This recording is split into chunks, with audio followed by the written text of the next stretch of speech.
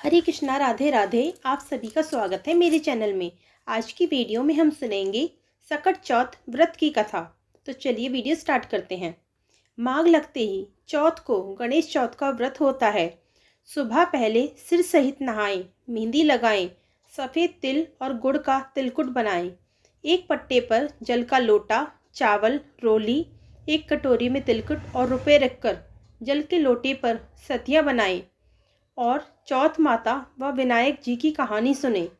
कहानी सुनते समय हाथ में थोड़ा सा तिलकुट ले लें।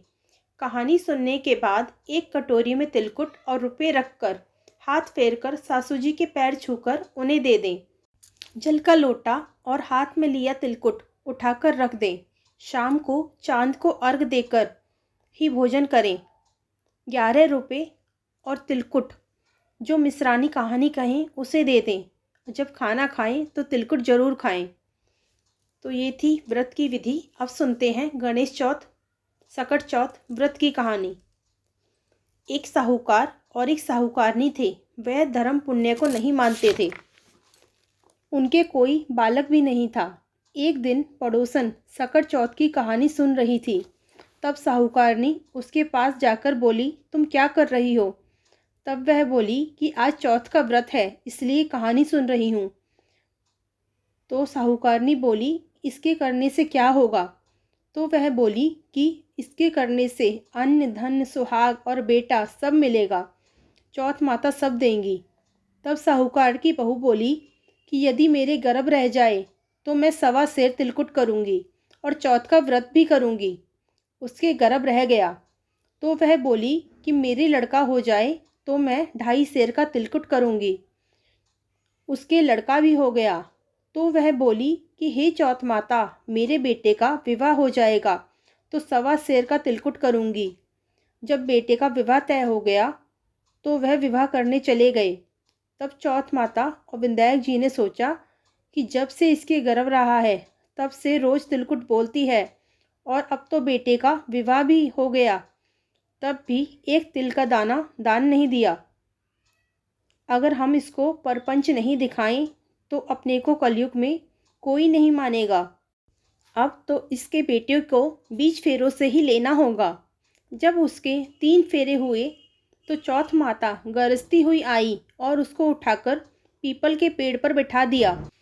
हाहाकार मच गया और सब दूल्हे को ढूंढने लगे, परंतु वह कहीं नहीं मिला।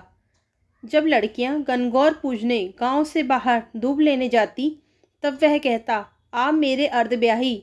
यह बात सुनकर वह लड़की सूख कर कांटा हो गई। तब उस लड़की की माँ बोली, मैं तुझे अच्छा खिलाती हूँ, फिर भी तू क्यों सूखती जा रही है? तो वह बोली कि माँ, जब भी मैं दूब लेने जाती हूँ तो पीपल के पेड़ से एक आदमी बोलता है कि आ मेरी अर्धब्याही, और उसने मेहंदी लगा रखी है, सेहरा भी बांध रखा है। तो उसकी माँ उठी और बोली, चल मुझे दिखा। जब वह वहाँ पहुँची तो उसने देखा कि वह तो उसका जमाई है। तब वह अपने जमाई से बोली कि यहाँ क्यों बैठा है? मेरी बेटी को अर्धब्याही कर दिया और अब क्या लेगा? तब वह बोला कि मेरी माँ ने चौथ माता का तिलकुट बोला था, वह उसने नहीं किया तो चौथ माता नाराज हो गई और मुझे यहाँ लाकर बिठा दिया। वह वहाँ साहूकारनी के घर गई और बोली कि तुमने गणेश चौथ का कुछ बोला है क्या? तब साहूकारनी बोली, तिलकुट बोला था। तो फिर साहूकारनी बोली, मेरा बेटा आ जाए तो 2.5 मन तिलकुट करूँगी। इसे सुन गणेश चौथ राजी हो गए और उसके बेटे को फेरों में लाकर बिठा दिया।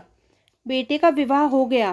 तब उन लोगों ने 2.5 मन का तिलकुट कर दिया और बोली, हे चौथ माता, हे विनायक जी, आपके आशीर्वाद से ही मेरे बेटा और बहू घर आए हैं, जिससे मैं हमेशा ही तिलकुट करके व्रत करूँगी।